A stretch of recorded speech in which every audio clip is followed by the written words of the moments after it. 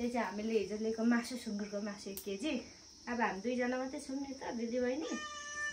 अनि हिजो पनि खाइएन, आज पनि नखाइने। बिरालो पनि छ के यो डुलेर बिरालो पनि अब कहिले भोलि चाहिँ खाइन्छ कि। आज फेरि देवमाइलामा जान रोक्न त्यति। Welcome back to my YouTube channel. आज पनि न्यू डे न्यू भिडियोको साथमा म आइसकेको छु र यो चाहिँ मेरो गाउँको घर हो, हाम्रो पुरानो घर हो। हामी यहाँ घरमा आएको छौँ र मैले चाहिँ बिहान उठेर सोर्सा सबै घर बनाइसकेँ र यहाँ सम्पूर्णलाई ह्याप्पी तिहार। आज चाहिँ हाम्रोमा देउसी खेल्ने दिन हो, गोरु तिहार। अब देउसी खेल्न जाने सरसफाइ गरिराखेर तपाईँहरू पनि जानु होला र मेरो बाँकी दिनहरू म कसरी बिताउने छु त तपाईँहरूलाई देखाउने छु। र मेरो च्यानलमा नयाँ हुनुहुन्छ भने प्लिज सब्सक्राइब गरिदिनु होला र भिडियो मन पर्यो भने कमेन्ट पनि गरिदिनु होला, लाइक पनि गरिदिनु होला, सेयर पनि गरिदिनु होला। यो मासु उसिन्दाखेरि चाहिँ उसिनेर बोइल गरेर राख्ने मासुमा चाहिँ बेसार लाउनुपर्छ। यो चाहिँ हाम्रो कहिल्यै अब छोडिसकेको यसमा नि बेसार हेर्नु न, बटानी कालो रहेछ, बेसार चाहिँ रहेछ। त्यही भएर यो बेसार लगाइदिन हालेको। बेसार चाहिँ कति राम्रो रहेछ कि, यति राम्रो रहेछ, यत्रो धेरै बेसार रहेछ। अब घरमा मान्छे नबसेपछि होइन कसले उयो गर्ने त भनेर अघिको खोजेको रहेछ भने लगाइदिन आँटेको। यसरी बेसार लगाइदिनुपर्छ। अनि यसरी बेसार लगाइदियो भने चाहिँ हुन्छ, राम्रो हुन्छ मासु। यसलाई भरे बेलुका चाहिँ भोलि बिहान चाहिँ अब फेरि आज पनि डुल्नै जानु आँटेको नि त। हाम्रोमा चाहिँ यो उयो है, तपाईँहरूलाई थाहा छ यो बिडा भन्छौँ नि। यो चाहिँ कसले राखेको, हाम्रो आप्पा आउनुहुँदाखेरि राख्नु भएको होला। मकै, यो चाहिँ मुसाले मकै खाएर अनि मुसाको दाँत दुखोस् भनेर मुसाको दाँत दुखोस् भनेर बाँधेर राखिदिएको क्या, मुसाले मकै नखाओस् भनेर राखेको। यो त सुरुको मकै यसरी राख्ने चलन छ हाम्रोमा चाहिँ। यसो के हो, केही वर्ष पुरानो धारा चाहिँ लगभग 200 वर्ष होला हौ। मेरो कोपामा नै कति भने 80 वर्षमा, 80 होइन 90, 89 वर्षमा खस्नु भएको। अनि 10-11 वर्ष भइसकिसक्यो। अब मेरो बाजेको पालोमा पनि थियो भनेपछि 200-300 वर्ष पुरानो धारा हो। आज यति ठुलो आउँदै आइराखेको छ, यति राम्रो आइरहेको छ हेर्नु न। पानी फेरि यति सफा हुन्छ, पुसपातमा चाहिँ यो पानी सफा हुन्छ क्या, तातो हुन्छ कि बिहान चाहिँ। पुसपातमा चाहिँ यो पानी बिहान तातो हुन्छ, दिउँसो यति चिसो हुन्छ। चैत वैशाखमा पनि त्यस्तो हुन्छ। यति ठुलो धारा छ नि, यो पानी चाहिँ यहाँभित्रदेखि निस्किन्छ क्या, यति सफा छ। म जाँदिनँ टाउको नुहाउनु चाहिँ। यो बहिनी चाहिँ यहाँ नुहाउँदैछ। यो धारामा चाहिँ एकदमै, यो धारा चाहिँ लक्षिणको छ क्या। जाँदैछौँ नाना, यता हेर्नु न नाना पनि। यो चाहिँ कोसेली हो, म चाहिँ कोसेली बोकिरहेको छु। पाउन गएको हामी चाहिँ कुट्न आँटेको। स्मृति चाहिँ कुट्दैछ डेमा, रोटी पोल्नुलाई रेडी। पानी ल्याउनु गएको।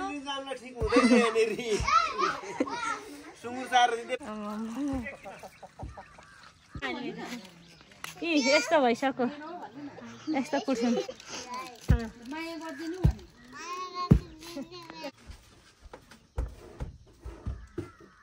को चाहिँ धुलो झार्नु खोज्यो नि यहाँ रोटीमा, राम्रो न ल हौ।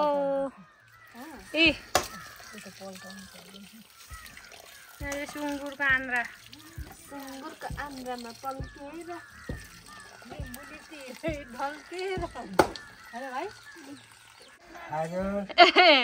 के गर्नु हुँदैछ? नाचिनी हौ, खै म चाहिँ यस्तै पऱ्यो, अगाडिको दिल छोड्नु सक्दिनँ तेरो कोपा। अब के गर्छ हो, आगो फुक्नु भयो, आगो फुक्नु भयो। ए आगो फुक्यो बसो, अनि के गर्नु? अनि त कोपा सकिँदैन नि। लाई बाबु हो, यस्तो नचना हो। म त अब हेर यस्तै हो, अगाडिको दिल छोड्नु सक्दिनँ। हो नि कोपा, बुढाबुढी भएपछि टाढो जानु पनि हुँदैन। कोपा आगो फुक्दै बस्नुपर्छ, घरमै लडिन्छ। हेर बाबु एउटा जस्तो बर्खा हुँदैन आफू जस्ता अर्का हुँदैन हो नि कपा सब्जी हो नि हो मैले भिडियो बनाएको कि युट्युबमा हाल्ने अनि नि तपाईँ सिक्किम कति वर्ष बस्नुभयो भन्नु त आसाम आसाम त बस्नु भयो अहिले कम से हेर कति वर्ष बस्नुभयो 42 वर्षभन्दा कम्ती भएको छैन ए सुधा 41 साल 41 साल बस्नुभयो अनि अहिले आसामको मान्छेहरूलाई तपाईँको त्यहाँको छिमेकी इष्टमित्र साथी भाइहरूलाई के भन्नुहुन्छ भन्नु त भिडियोबाट त्यहाँ देखाउनुपर्छ भन्नुहोस् सबैलाई राम्रो छ भनेर भनिदिनु नि के भन्नुहुन्छ भन्नु न आसामको मान्छेहरूलाई राम्रै छ चिनेकोहरूलाई ल्याउँदै छ आसाम गुडियो कति दिल्ली हो नि यहाँको ल्याएपछि ठिकै छ उहाँ पनि आसाम राम्रो कि यहाँ राम्रो कोपा जहाँ बस्यो उही राम्रो जहाँ बस्यो उही राम्रो बच्चालाई जहाँ चढ्यो उठ हो जहाँ गए पनि हेर आसाम गए पनि बर्मा गए पनि कहाँ चढ्यो सारा बुढियो जहाँ बस्यो उही राम्रो आफ्नो मान्छे जहाँ आफ्नो छ इष्ट र मित्र भन्ने कुरो यो कुरा जान्नु हेलो गाइज मेरो कोपा चाहिँ अहिले 86 वर्षको हुनुभयो उहाँ चाहिँ पहिला 41 वर्ष आसाम बस्नु भएर अहिले भर्खरै 2 वर्ष भयो यहाँ आउनु भएको अनि चाहिँ कोपा र मेरो चाहिँ गफ हुँदैछ ल बाँगा चाहिँ मासु काट्न आँट्नु भयो हजुर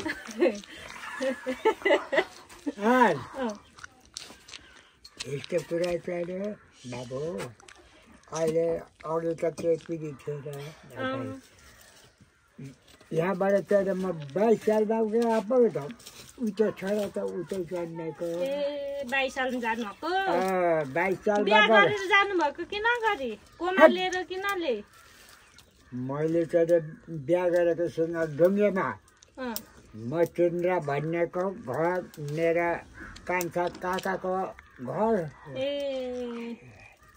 त्यहाँबाट चाहिँ मैले त्यहाँबाट पो बिहा गर्नु भएको उहाँबाट त सिङ्गाङ ढुङ्गेबाट बिहा गरेको सुन्द अनि त्यहाँ बिहा गरेँ मलाई कान्छा आमाले भन्यो सुर्ती खानु नि सुर्ती खाएँ अनि सुन्दा त्यस्तो बाह्र तर मलाई के भन्यो भने कान्छा आमाले भन्यो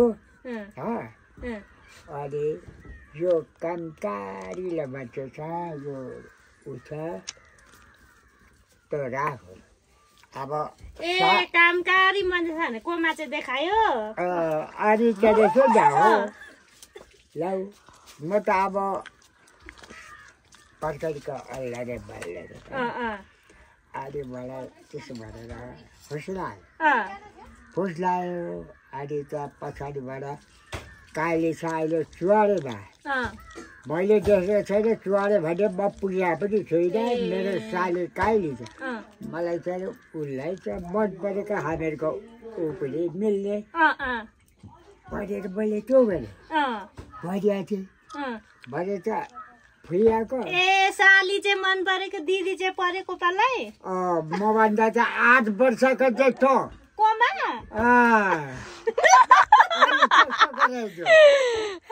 त्यस्तो गराइदियो कोमा भन्दा 8 वर्ष जेठो 8 वर्ष जेठो छोरो कोमा मन परेको थिएन नि बिहा गर्ने बेला मलाई मन त अब पढेर नपढेर त आफू त हो नि दिलले आफू त उमेर पनि त मिल्नु पर्यो उमेरै मिल्दैन उमेर नमिलेर कोमा नमन परेको कोपा साली मन परेको आयो मैले लिएँ लिएर चाहिँ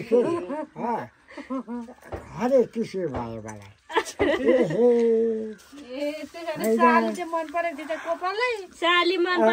साली मन परेको काली चाहिँ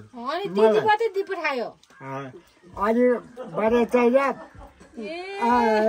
अहिले साइले पनि गयो खान्थ्यो मैले र काइले पनि छ अझै बेला विचार गरेँ मलाई त कहिले पनि नगएको यताउता म त यसो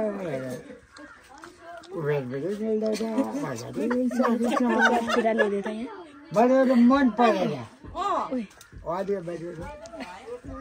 यो बहुत कामकारी छ यस्तो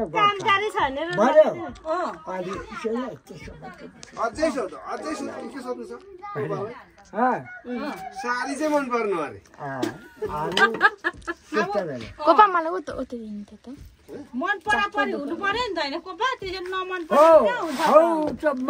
मन परी हेरेर पो हुन्छ मेरो दुःख त्यसले हेर्छ त्यसको दुःख मैले हेर्नुपर्छ भनेर हो कि होइन तिमीले पनि भनिहाल्छु हो कि होइन त्यसलाई मेरो दुःख त्यसले हेर्छ मेरो दुःख त्यसले हेर्छ त्यसको दुःख मैले हेर्नुपर्छ भनेपछि हुन्छ अनि सल्लाह मिल्छ हैन सल्लाह नगरिकन कुनै कुरो हुन्छ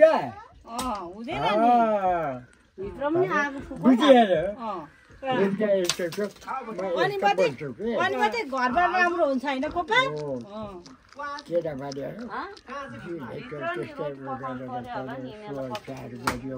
मासु काटिलिएछ